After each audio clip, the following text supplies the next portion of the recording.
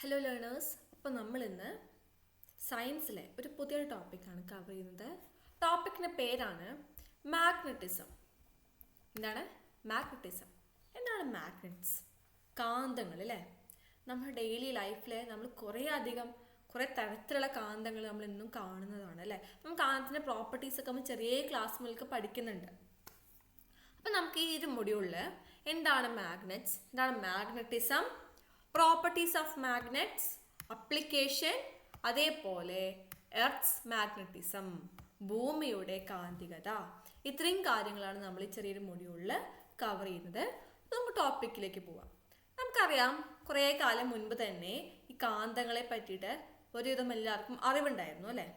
അപ്പം നമ്മൾ ഈ കാന്തങ്ങളെ പ്രധാനമായും രണ്ട് രീതിയിൽ തരംതിരിക്കാം. ശ്രദ്ധിക്കുക, രണ്ട് തരം കാന്തങ്ങളുണ്ട്. ഒന്ന് സ്വാഭാവിക കാന്തങ്ങളും രണ്ടാമത്തത് കൃത്രിമ കാന്തങ്ങളും. പേരിൽ തന്നെ ഉണ്ട് അല്ലേ? സ്വാഭാവിക കാന്തങ്ങൾ എന്ന് പറഞ്ഞാൽ പ്രകൃതിയിൽ സ്വാഭാവികമായി കാണപ്പെടുന്ന കാന്തങ്ങൾ, അതാണ് സ്വാഭാവിക കാന്തങ്ങൾ. ഉദാഹരണം പഠിച്ചു വെക്കണം. ഉദാഹരണമാണ് ലോഡ് സ്റ്റോൺ. എന്താണ് പേര്? Load stone. ലോഡ് സ്റ്റോൺ പേരോർത്ത് വെക്കുക. സ്വാഭാവിക കാന്തം, പ്രകൃതിയിൽ കാണപ്പെടുന്ന കാന്തമാണ് ലോഡ് സ്റ്റോൺ. രണ്ടാമത്തതാണ് കൃത്രിമ കാന്തങ്ങൾ. എന്താണ് പേര്? കൃത്രിമ കാന്തങ്ങൾ. അതായത് എന്താണ്? നമ്മൾ സ്വയം മനുഷ്യന്മാര് ലോഹ സങ്കരങ്ങളൊക്കെ ഉപയോഗിച്ചുണ്ടാക്കുന്ന കാന്തങ്ങളാണ് കൃത്രിമ കാന്തങ്ങൾ. പേരെന്താണ്? കൃത്രിമ കാന്തങ്ങൾ. അതിൻ്റെ ഉദാഹരണങ്ങളൊന്ന് നോക്കി വെക്കുക കേട്ടോ. ഒന്നാമത്തെ ഉദാഹരണമാണ് അൽ നിക്കോ കാന്തം. എന്താ പേര്? അൽ നിക്കോ കാന്തം. ഈ അൽ നിക്കോ കാന്തത്തില് ആരൊക്കെ ഉണ്ട്? ഈ അൽ നിക്കോ എന്ന് പറഞ്ഞാൽ എന്താ? ലോഹ സങ്കരാണ്. നമ്മൾ കഴിഞ്ഞൊരു മൊഡ്യൂളില്, ലോഹങ്ങളുടെ ഒരു മൊഡ്യൂളില് ലോഹസങ്കരങ്ങൾ എന്താണെന്ന് പഠിച്ചിട്ടുണ്ട് അല്ലേ? ഒന്നോ രണ്ടോ അതിലധികമോ ലോഹങ്ങൾ തമ്മിൽ ചേരുമ്പോൾ ഉണ്ടാകുന്നതാണ് ലോഹസങ്കരം. അപ്പൊ ഈ അൽ നിക്കോ കാന്തങ്ങളില്ല, അൽ നിക്കോയിൽ ആരൊക്കെ ഉണ്ട് നമ്മൾ പഠിക്കണം. നോക്കൂ, ഇംഗ്ലീഷ് നോക്കൂ, പേരുന്ന അൽ നിക്കോ. ഈ എ എൽ വരുന്നത് ആർക്കാണ്? അലുമിനിയം. പഠിക്കാൻ എളുപ്പമാണ് കേട്ടോ. കാരണം ഈ അൽ നിക്കോയില് ഈ എ എൽ ഉണ്ടല്ലോ, ഈ എ എൽ അത് അലുമിനിയത്തിന്, എൻ ഐ നിക്കലിന്, സി ഒ കൊബാൾട്ടിന്. അപ്പം ഏത് നമുക്ക് കിട്ടും? Aluminium, nickel, cobalt. പിന്നെ നമുക്ക് അറിയാം എന്തായാലും ആരുണ്ടാവും? കാന്താവുമ്പോൾ ഇരുമ്പുണ്ടാവും അല്ലേ? അപ്പോൾ അൽ നിക്കോ പറയുമ്പോൾ അൽ അൽ ഏതാണ്? അലുമിനിയം, നി നിക്കൽ, കോ കൊബാൾട്ട്, അൽ നിക്കോ. അതിൻ്റെ കൂടെ ആരും കൂടി ഉണ്ട്? ഇരുമ്പും കൂടി ഉണ്ട്. അപ്പൊ പേരൊന്ന് പഠിച്ചേക്കുക, അൽ നിക്കോ കാന്തം. രണ്ടാമത്തെ ഉദാഹരണം നോക്കൂ, സെറാമിക് ഓർ ഫെറൈറ്റ് കാന്തം. ഇതിന്റെ ആരൊക്കെയെന്ന് പഠിക്കേണ്ട ആവശ്യമില്ല കേട്ടോ, നമ്മൾ പേര് മാത്രം ഓർത്ത് വെക്കുക. സെറാമിക് അല്ലെങ്കിൽ ഫെറൈറ്റ് കാന്തങ്ങൾ. ഫെറൈറ്റ് പറഞ്ഞാ ഇരുമ്പിന്റെ കേട്ടോ, ഫെറൈറ്റ്. അപ്പൊ സെറാമിക് അല്ലെങ്കിൽ ഫെറൈറ്റ് കാന്തങ്ങൾ പേരൊന്ന് ഓർത്ത് വെച്ചാൽ മാത്രം മതി. രണ്ടു തരം കാന്തമുണ്ട്. പ്രകൃതിയിൽ കാണപ്പെടുന്ന സ്വാഭാവിക കാന്തങ്ങളും മനുഷ്യന്മാരുണ്ടാക്കുന്ന കൃത്രിമ ആർട്ടിഫിഷ്യൽ മാഗ്നറ്റ്സും. ഓക്കെ അല്ലേ? ഓക്കെ ആണ്. അവിടെ അത്ര അധികം ഒന്നും പഠിക്കാനില്ല. നമുക്ക് ഇനിയുള്ള പോയിന്റ്സ് ആണ് ശ്രദ്ധിക്കേണ്ടത് കേട്ടോ. കാന്തത്തിന്റെ പൊതു സവിശേഷതകൾ. നമുക്കറിയാം, കാന്തത്തിന് രണ്ട് ധ്രുവങ്ങളുണ്ട്. നോർത്ത് പോളും ഉണ്ട്, സൗത്ത് പോളും ഉണ്ട്. നമ്മൾ ചെറിയ ക്ലാസ്സിൽ പഠിക്കുന്ന കാര്യമാണല്ലേ? അപ്പൊ നമുക്കറിയാം സജാതീയ ധ്രുവങ്ങൾ. എന്താണ് സജാതീയ ധ്രുവങ്ങൾ? സജാതീയം, ഒരേ ജാതി. ഒരു ജാതിയും പറഞ്ഞാൽ എന്താ? ഇപ്പൊ നോർത്ത് അല്ലെങ്കിൽ സൗത്ത് ഒരേപോലെയുള്ള ധ്രുവങ്ങൾ എന്താ ചെയ്യാ? വികർഷിക്കുന്നു. വികർഷിക്കുക പറഞ്ഞാൽ എന്താണ്? ഇനി ഇംഗ്ലീഷ് വാക്ക് എന്താണ് വികർഷിക്കുക പറഞ്ഞാല്? റിപ്പൽ അല്ലെ? ഒരേപോലത്തെ ധ്രുവങ്ങളാണെങ്കിൽ അവര് റിപ്പൽ ചെയ്യും. എന്നാല് വിജാതീയ ധ്രുവങ്ങൾ നമുക്ക് സംഭവം അറിയാം, പക്ഷെ സജാതീയ വിജാതീയ പറയുമ്പോൾ അറിയാത്ത പ്രശ്നമേ ഉള്ളൂ. സജാതീയം പറഞ്ഞ ഒരേപോലത്തെ, വിജാതീയം പറഞ്ഞ ഡിഫറെന്റ് ആയ ധ്രുവങ്ങൾ അടുത്ത് വരുമ്പോൾ അവരെന്ത് ചെയ്യും? ആകർഷിക്കും, അട്രാക്ട് ചെയ്യും. ഈ ഫിഗർ നോക്കുക. ഇവിടെ നോർത്ത് സൗത്ത് സജാതീയാണോ വിജാതീയാണോ? വിജാതീയം വന്നപ്പോ അട്രാക്ട് ചെയ്തു, ആകർഷിച്ചു. ഇനി നോർത്ത് സജാതീയം റിപ്പൽ ചെയ്തു, സൗത്ത് സജാതീയം റിപ്പൽ ചെയ്തു. അപ്പൊ ഇത് ബേസിക് കാര്യമാണ്. ഒരേപോലെ വന്ന എന്താ പറയാ? വികർഷിക്കും. വേറെ വന്ന ആകർഷിക്കും. അങ്ങനെയാണെങ്കിൽ അടുത്തത് പഠിക്കേണ്ടത് ഈ ചാപ്റ്റർ ഇത്ര ഇമ്പോർട്ടൻറ്റ് ചാപ്റ്റർ ആണ്. ഈ പൊതുവായ കാര്യങ്ങൾക്ക് എല്ലാവർക്കും അറിയാം, പക്ഷെ ഇതിലൊരു ടേംസ് ഉണ്ടല്ലോ, കുറേ വട്ടം ഈ പാഠത്തിൽ നിന്ന് കുറേ ക്വസ്റ്റ്യൻസ് വന്നിട്ടുണ്ട്. ഒരേ ക്വസ്റ്റ്യൻ പേപ്പറിൽ തന്നെ 2 ക്വസ്റ്റ്യൻസ് ഒക്കെ ഈ ഒരു ഭാഗത്ത് നിന്ന് വന്നിട്ടുണ്ട് കേട്ടോ. അടുത്ത ടേം ശ്രദ്ധിക്കുക. ഇതൊക്കെ ടേം എന്താണെന്നോ പഠിച്ചു വെച്ചാൽ മാത്രം മതി, അല്ലാതെ ഫുൾ പഠിക്കണം എന്നല്ല, കാര്യം ഒന്ന് മനസ്സിലാക്കി വെക്കരുത് കേട്ടോ. ഇപ്പൊ ഈ മാഗ്നറ്റിക് ലെവിറ്റേഷൻ, ഈ വാക്ക് കേൾക്കുമ്പോൾ നമുക്ക് ഈ പഠിക്കാത്ത ഒരാൾക്കാണ് ഈ മാഗ്നറ്റിക് ലെവിറ്റേഷൻ എന്ന് പറയുമ്പോൾ ഒരു പിടിയും കിട്ടില്ല. പക്ഷെ നമ്മൾ പഠിച്ചു കഴിഞ്ഞത് എളുപ്പമാണ്. ഈ മാഗ്നറ്റിക് ലെവിറ്റേഷൻ എന്ന് പറഞ്ഞാൽ എന്തെന്ന് പറയാം. അതിനു മുന്നേ ഒരു ട്രെയിൻ ഉണ്ട്, ആ ട്രെയിനിൻ്റെ പേരാണ് മാഗ്ലവ് ട്രെയിൻ. എന്താ പേര്? Maglev train. ഈ ജപ്പാനിലൊക്കെ അതിവേഗ ട്രെയിനുകൾ പോകാറില്ലേ, അതിവേഗത്തിൽ പോകുന്ന ട്രെയിനുകളില്ലേ, അതാണ് ഏത്? Maglev train. ഈ മാഗ്ലവ് ട്രെയിൻ എന്തില്ല? ചക്രങ്ങളില്ല. നമ്മുടെ നാട്ടിലൊക്കെ ഇങ്ങനെ ചക്രങ്ങളില്ല ട്രെയിൻ ഓടുന്നത്. പക്ഷേ ഈ അതിവേഗത്തിൽ പോകുന്ന ട്രെയിൻ എന്തുണ്ടാവില്ല? ചക്രങ്ങൾ ഉണ്ടാവില്ല. അപ്പോൾ ഈ മാഗ്നറ്റിക് ലെവിറ്റേഷൻ്റെ ചുരുക്കം പേരാണ് എന്ത്? മാഗ്ലവ്. ആ ട്രെയിനുകളുടെ പേരാണെന്ത്? മാഗ്ലവ് കേട്ടോ. ഇതെങ്ങനെ പ്രവർത്തിക്കുന്നത് ജസ്റ്റ് മനസ്സിലാക്കി വെക്കുക, അത് ആവശ്യമില്ല നമുക്ക്. പക്ഷെ കാര്യം അറിഞ്ഞിരിക്കണം.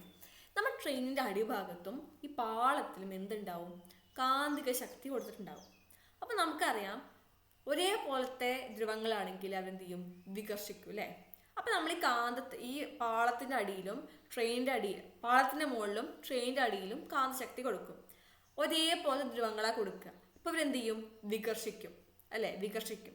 അപ്പം എന്ത് ചെയ്യും? ഈ പാളത്തിൽ നിന്ന് ട്രെയിൻ ഇത്തിരി പൊങ്ങി നിൽക്കും അല്ലേ? അപ്പം ഈ ലെവിറ്റേഷൻ പറഞ്ഞ വാക്കിൻ്റെ മീനിങ് തന്നെ പൊങ്ങി നിൽക്കുക എന്നാണ്. അപ്പോൾ പൊങ്ങി നിൽക്കുന്നതുകൊണ്ട് ഈ ട്രെയിൻ എന്ത് ചെയ്യും? പാളത്തിൽ തട്ടാതെ തെന്നി തെന്നി തെന്നിയാണ് പോവുക. ചെറിയൊരു ഗ്യാപ്പ് ഈ പാളവും ട്രെയിനും തമ്മിലുണ്ടാവും. അപ്പം എന്താ ആവശ്യമില്ല? ചക്രം ആവശ്യമില്ല. നമ്മൾ ഈ ഒരയണ സമയത്ത് അവിടെ ഘർഷണം വരും അല്ലേ? ഫ്രിക്ഷൻ വരും. ഈ ഫ്രിക്ഷൻ കാരണം കുറേ എനർജി അങ്ങനെ പോകും. അപ്പോൾ ഈ ഫ്രിക്ഷൻ ആവശ്യമില്ലെങ്കിൽ എന്ത് ചെയ്യും? തെന്നി തെന്നിയേ പോവുക. അപ്പോൾ സ്പീഡിൽ പോകാൻ പറ്റും. ചക്രങ്ങളില്ലാത്തതുകൊണ്ട് അത്രയും ഊർജ്ജം നമുക്ക് ലാഭിക്കാം. അപ്പോൾ ഈ ട്രെയിനുകൾക്ക് വളരെ സ്പീഡിൽ പോകാനുള്ള കഴിവുണ്ടാവും. ഇവിടെ പഠിച്ചു വെക്കേണ്ട കാര്യം, ഇവിടെ നമ്മൾ ഈ പാളത്തിൽ കാന്തിക ശക്തി കൊടുക്കുന്നു പറഞ്ഞില്ലേ? എന്ത് കാന്ത കൊടുക്കുന്നത്?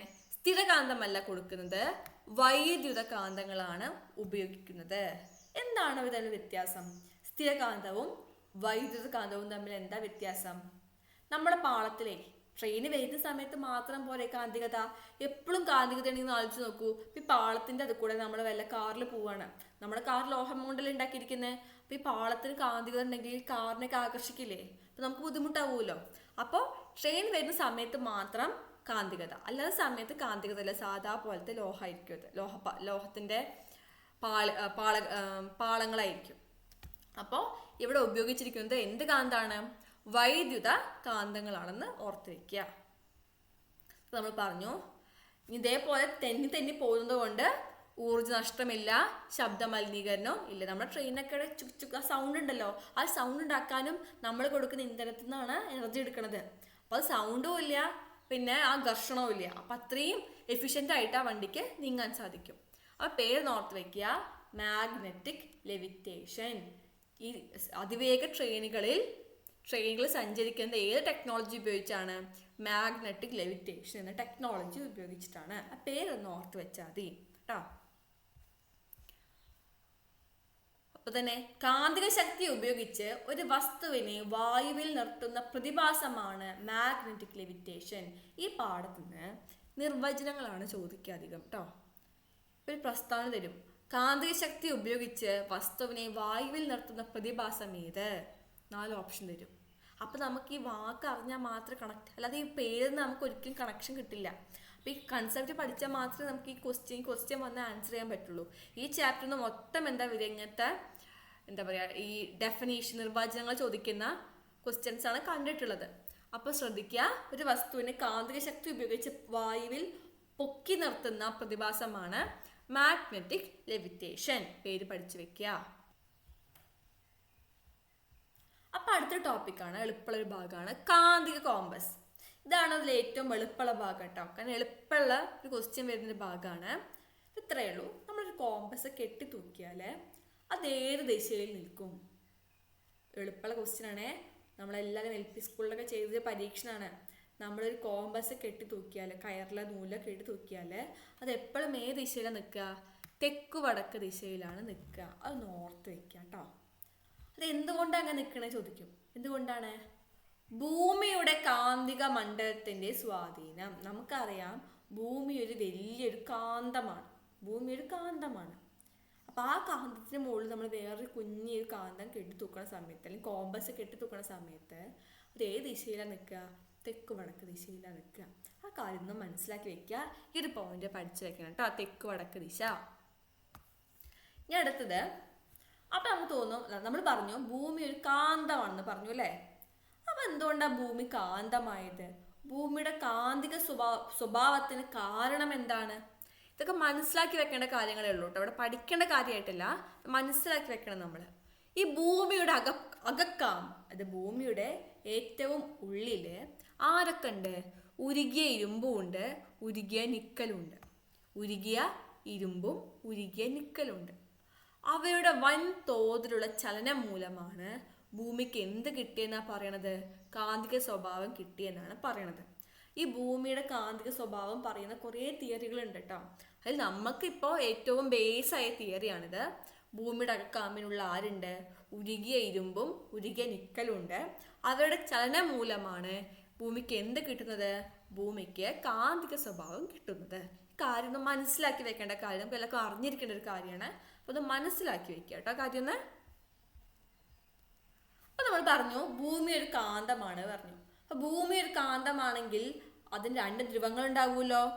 ഒരു ഉത്തര ധ്രുവം ഉണ്ടാവും, ഒരു ദക്ഷിണ ധ്രുവം ഉണ്ടാവും. അതായത് കാന്തിക ഉത്തര ധ്രുവം ഉണ്ടാവും, കാന്തിക ദക്ഷിണ ധ്രുവം ഉണ്ടാവും. ഉറപ്പല്ലേ? പക്ഷെ ഇവിടെ ശ്രദ്ധിക്കണം കേട്ടോ, ചെറിയ ട്രിക്കിയാണ് ഈ കാര്യം. അപ്പൊ നമ്മുടെ ഭൂമിക്ക്, ഇനി ഭൂമി വരയ്ക്കാം, ഭൂമി ആവുമെന്നറിയില്ല. ഇതൊരു നമ്മുടെ ഭൂമിയാന്ന് വിചാരിക്കുക കേട്ടോ. ഇത് ഭൂമിയുടെ നോർത്ത്, ഇത് ഭൂമിയുടെ സൗത്ത്.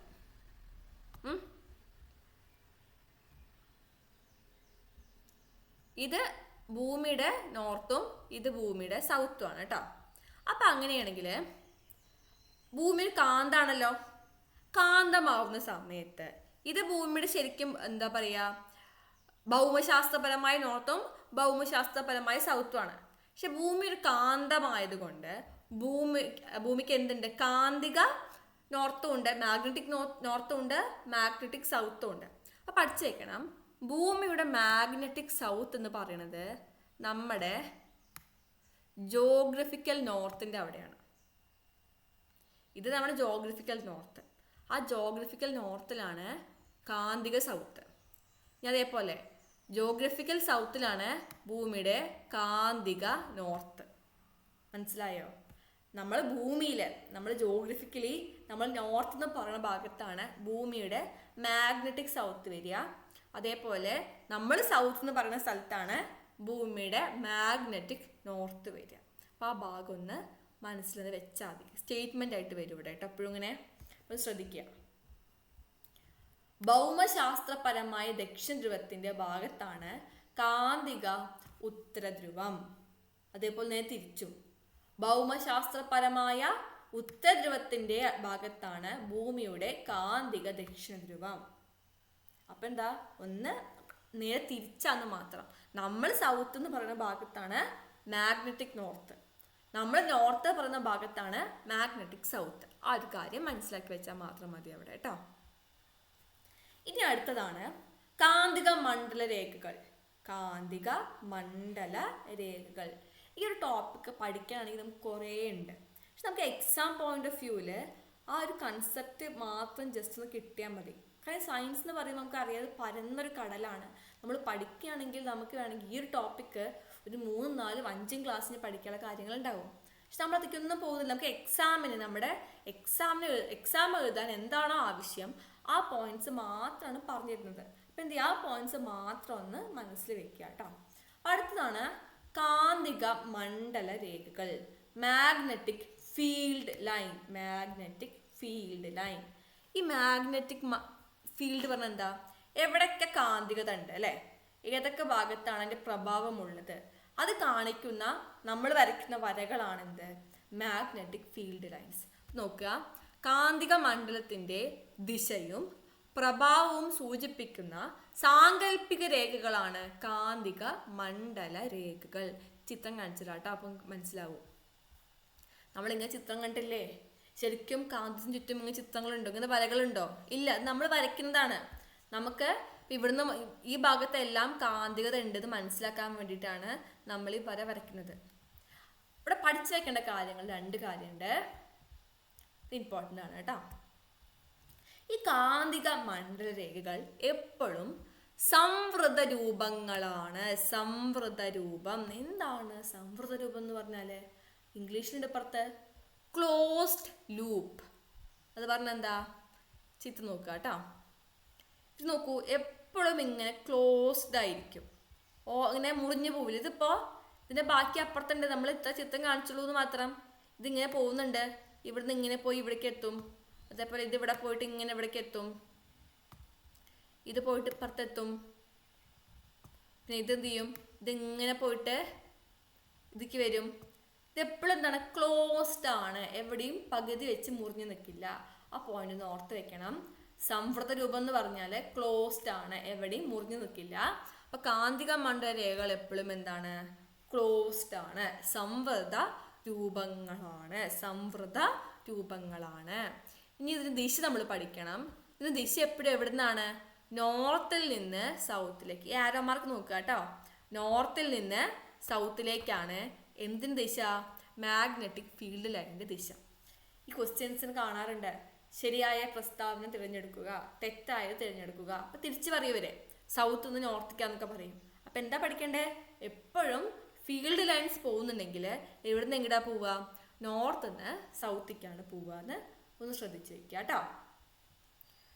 ഇനി അടുത്തൊരു പോയിന്റ്, ഒരു യൂണിറ്റ് പരപ്പളവിലൂടെ ലംബമായി കടന്നു പോകുന്ന കാന്തിക ഫ്ലക്സിന്റെ അളവാണ് കാന്തിക ഫ്ലക്സ് സാന്ദ്രത. ഈ വാക്കൊന്ന് മനസ്സിലാക്കി വെച്ചാൽ മാത്രം മതി കേട്ടോ. അതായത് ഇപ്പൊ നോക്കുക, ഞാൻ അവിടെ ഒരു യൂണിറ്റ് പരപ്പളവ് എടുത്തു. ആ യൂണിറ്റ് പരപ്പളവ് പറഞ്ഞാൽ 1 മീറ്റർ നീളം, 1 മീറ്റർ വീതി, അങ്ങനെ. അപ്പോൾ ഒരു യൂണിറ്റ് പരപ്പളവ് എടുത്തു, അതിലൂടെ ലംബം പെർപെൻഡിക്കുലർ ആയിട്ട് കടന്നു പോകുന്ന ഫീൽഡ് ലൈൻസിന്റെ എണ്ണത്തെ അല്ലെങ്കിൽ അളവിനെ വിളിക്കുന്ന പേരാണ് കാന്തിക ഫ്ലക്സ് സാന്ദ്രത. ആ ഒരു സ്റ്റേറ്റ്മെന്റ് ഒന്ന് മനസ്സിലാക്കി വെച്ചാൽ മാത്രം മതി കേട്ടോ. ഇത് പറഞ്ഞപ്പോൾ കൂടെ പറഞ്ഞു എന്നേ ഉള്ളൂ.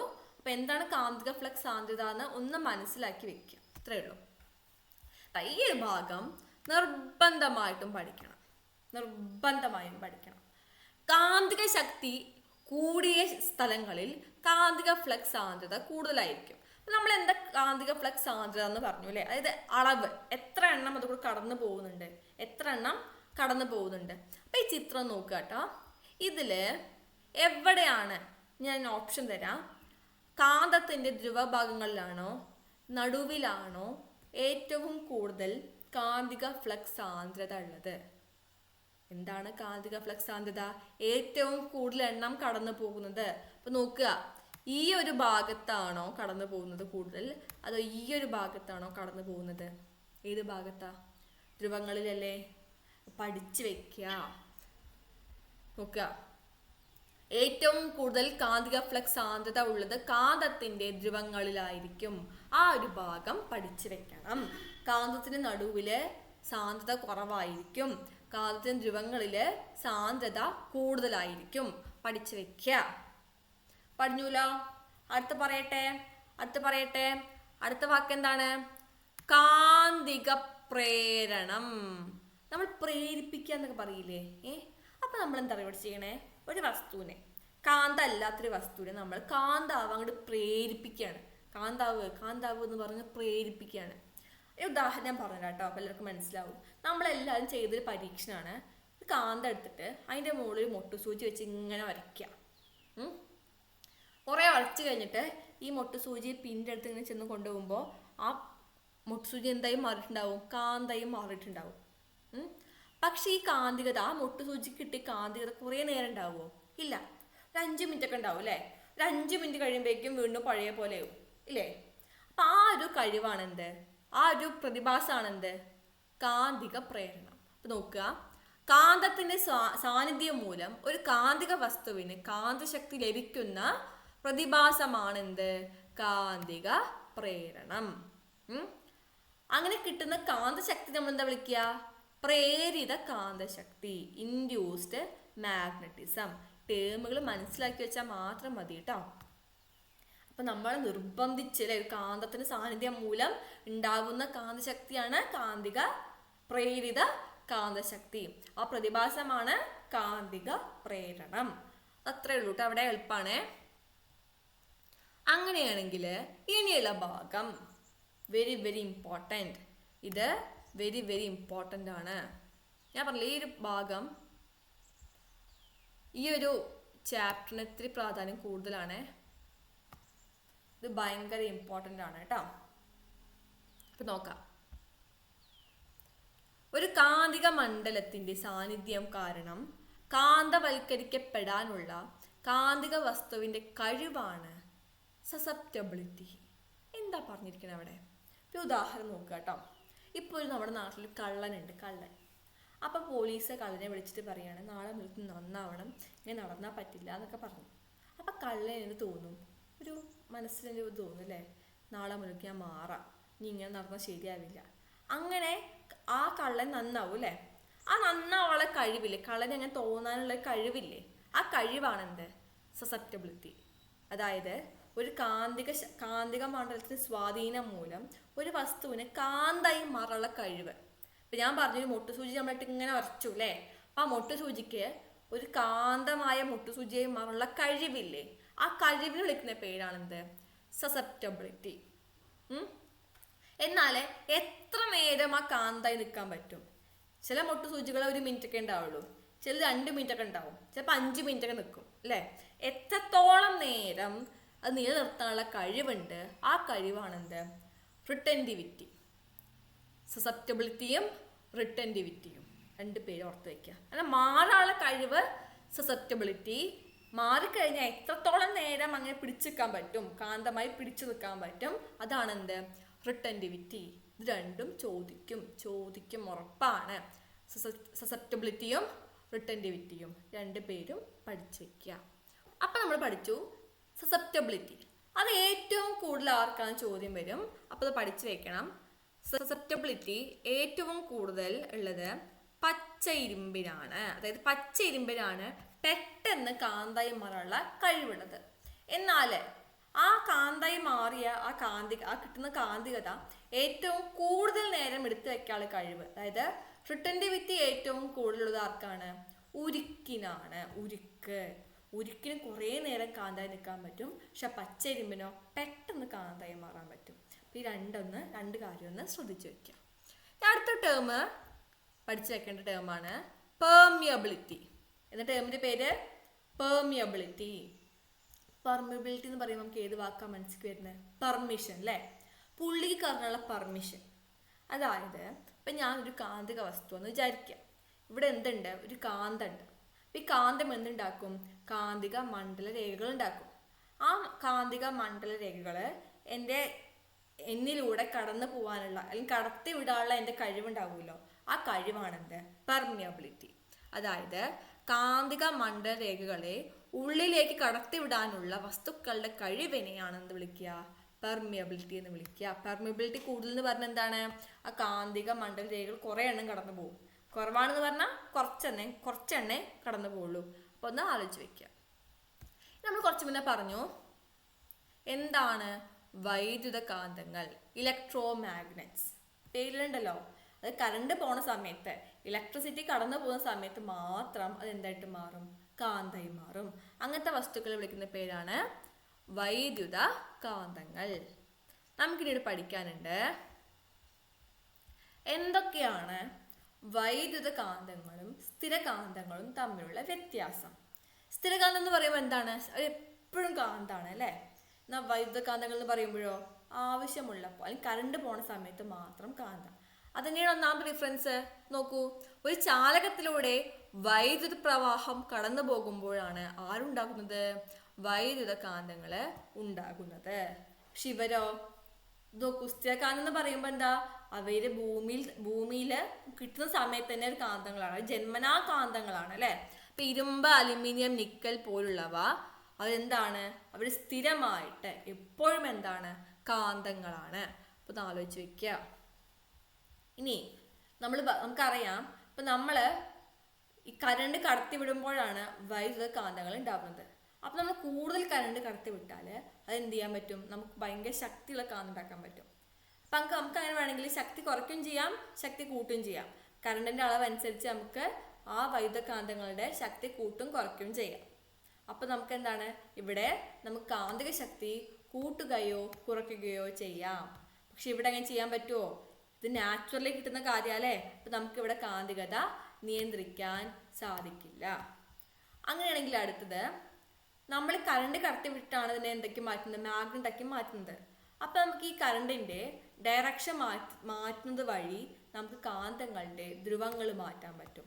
നോർത്തിനെ സൗത്തും സൗത്തിനെ നോർത്തൊക്കെ ആക്കി മാറ്റാൻ പറ്റും. പക്ഷെ നമുക്ക് ഇവിടെ മാറ്റാൻ പറ്റുമോ? ഇവിടെ മാറ്റാൻ പറ്റില്ല. കാരണം എന്താണ്, ഇത് സ്ഥിരകാന്താണ്. ഇവിടെ എങ്ങനെയാണ്, ഈ കറണ്ടിൻ്റെ ഡയറക്ഷൻ മാറ്റുന്നതിലൂടെ നമുക്ക് വേണമെങ്കിൽ ഈ മാഗ്നറ്റിൻ്റെയും പോൾസ് നമുക്ക് എന്ത് ചെയ്യാൻ പറ്റും, അങ്ങോട്ടും ഇങ്ങോട്ടും മാറ്റാൻ സാധിക്കും. അപ്പോൾ ഒന്ന് ആലോചിച്ച് വെക്കുക കേട്ടോ. പിന്നെ അതിൻ്റെ യൂസസ് ആണ്, നമ്മളെപ്പോഴും ഈ ഇലക്ട്രോ മാഗ്നറ്റ്സ് യൂസ് ചെയ്യുന്നത് അല്ലെങ്കിൽ വൈദ്യുത കാന്തങ്ങൾ യൂസ് ചെയ്യുന്നത് നമുക്ക് ആവശ്യമുള്ള സമയങ്ങളിൽ മാത്രം കാന്തികത ആവശ്യമുള്ള വസ്തുക്കളിലാണ് നമ്മളിത് ഉപയോഗിക്കുക. എക്സാമ്പിളാണ് ഇൻഡക്ഷൻ കുക്കർ. ഇൻഡക്ഷൻ കുക്കർ നമ്മൾ ഓണാക്കുന്ന സമയത്ത് മാത്രം കാന്തമായി മാറിയാൽ പോരെ, അതിൻ്റെ ഉള്ളിൽ കാന്തമായി മാറിയാൽ പോരെ, എപ്പോഴും അത് വർക്ക് ചെയ്യേണ്ട ആവശ്യമില്ലല്ലോ. അതേപോലെ ഇലക്ട്രിക് ബെല്ലടിക്കുന്ന സമയത്ത് മാത്രം മതി. ക്രെയിനുകൾ അല്ലേ, ഇതൊക്കെ എന്താ, എപ്പോഴും അതിൽ കാന്തികത ആവശ്യമില്ല, നമുക്ക് ആവശ്യമുള്ള സമയങ്ങളിൽ മാത്രം മതി. അപ്പം അങ്ങനത്തെ വസ്തുക്കളിലാണ് നമ്മൾ ഏത് കാന്തം ഉപയോഗിക്കുക, ഇലക്ട്രോ മാഗ്നറ്റ്സ് ഉപയോഗിക്കുക. എന്നാൽ ഇപ്പുറത്ത് നോക്കൂ, ഫ്രിഡ്ജ് മാഗ്നറ്റ്. നമ്മൾ ഫ്രിഡ്ജിന് മുകളിൽ ഒട്ടിച്ച് വെക്കില്ലേ മാഗ്നറ്റ്സ്, അത് എപ്പോഴും ആവശ്യമില്ലേ, നമുക്ക് എപ്പോഴും അതിന് എന്ത് വേണം, കാന്തികത വേണം. അപ്പം നമ്മൾ ഏത് കാന്തം ഉപയോഗിക്കുക, സ്ഥിരകാന്തം. അതേപോലെ കോമ്പസുകളിൽ നമുക്ക് എപ്പോഴും എന്താ ആവശ്യമുണ്ട്, മാഗ്നറ്റിസം ആവശ്യമുണ്ട്. അപ്പം ഏത് കാന്തം ഉപയോഗിക്കുക, സ്ഥിരകാന്തം. പിന്നെ ഈ സ്പീക്കർ ഇപ്പുറത്ത് വരുന്ന ആളാണ് കേട്ടോ. സ്പീക്കർ എവിടെ വരിക, കാരണം സ്പീക്കർ നമുക്ക് ആവശ്യമുള്ള സമയത്ത് മാത്രം പോരെ, എപ്പോഴും വേണ്ടല്ലോ. സ്പീക്കർ എപ്പോഴും വർക്കിംഗ് അല്ലല്ലോ, നമ്മൾ ഉപയോഗിക്കുന്ന സമയത്ത് മാത്രം എന്ത് മതി, അതിൽ കാന്തികത മതി. അപ്പം ഒന്ന് ആലോചിച്ച് വെക്കുക. നമുക്ക് കുറച്ച് ക്വസ്റ്റ്യൻസ് നോക്കാം. മറ്റൊരു കാന്തിക മണ്ഡലത്തിന്റെ സ്വാധീനത്താൽ കാന്തികവൽക്കരിക്കപ്പെടാനുള്ള ഒരു കാന്തത്തിന്റെ കഴിവിനെ നമ്മൾ എന്താ വിളിച്ചിരുന്നത്? രണ്ട് ഓപ്ഷൻ നോക്കുക, മലയാളം ഉണ്ട്, ഇവിടെ ഇംഗ്ലീഷ് ഉണ്ട് കേട്ടോ. രണ്ട് നോക്കുക. കാന്തായി മാറാനുള്ള കഴിവ് ഏതാണ്? ഏതാ കഴിവ്? കാന്തിക ക്ഷമത അല്ലെങ്കിൽ സസെപ്റ്റബിലിറ്റി. അതിന് മലയാളം വാക്കാണ് കേട്ടോ, കാന്തിക ക്ഷമത. അടുത്ത ക്വസ്റ്റ്യൻ, കാന്തിക മണ്ഡലത്തിന്റെ സ്വാധീനത്തിൽ വസ്തുക്കൾക്ക് കാന്തമായി മാറാനുള്ള കഴിവ് ഏതാണ്? ഓപ്ഷൻ ബി ആണ്, ഓപ്ഷൻ ബി. അടുത്തത്, ഒരു കാന്തത്തെ സംബന്ധിച്ച് ശരിയല്ലാത്ത പ്രസ്താവന എന്ന് വായിച്ചു നോക്കൂ. ചോദ്യമില്ലായിരുന്നു കേട്ടോ, സിമ്പിളാണ്. ക്വസ്റ്റ്യൻ വായിച്ചു നോക്കുക, ഉത്തരം പെട്ടെന്ന് കിട്ടും. ശരിയല്ലാത്ത പ്രസ്താവന.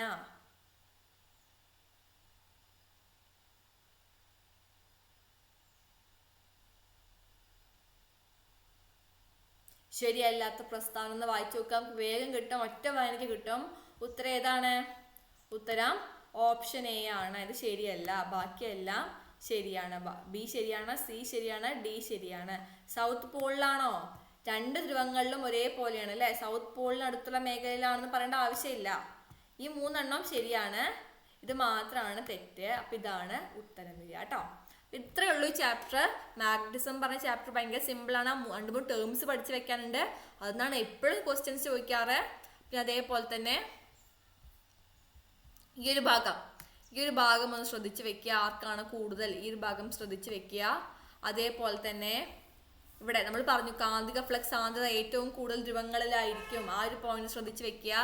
അതേപോലെ ഈ ഫീൽഡ് ലൈൻസിന്റെ 2 പ്രോപ്പർട്ടീസ് നമ്മൾ പഠിച്ചു, ഇതൊന്ന് ശ്രദ്ധിച്ച് വെക്കുക. പിന്നെ അതേപോലെ തന്നെ നമ്മൾ പറഞ്ഞു ഇവിടെ രണ്ട് പോലെ പറഞ്ഞു അല്ലേ, നമ്മളുടെ ജോഗ്രഫിക്കൽ നോർത്തിലാണ് മാഗ്നറ്റിക് സൗത്ത് ഉള്ളത്. ആ ഒരു ഡിഫറൻസും ഒന്ന് ശ്രദ്ധിച്ച് വെക്കുക. ഈ ചാപ്റ്റർ നന്നായി പഠിക്കുക, ടേംസ് മാത്രം ഓർത്ത് വെച്ചാൽ മതി, കൺസെപ്റ്റുകൾ മനസ്സിലാക്കി വെച്ചാൽ മാത്രം മതി. അപ്പോൾ ഇത്രയുള്ളൂ ഈ ചാപ്റ്റർ. Thank you.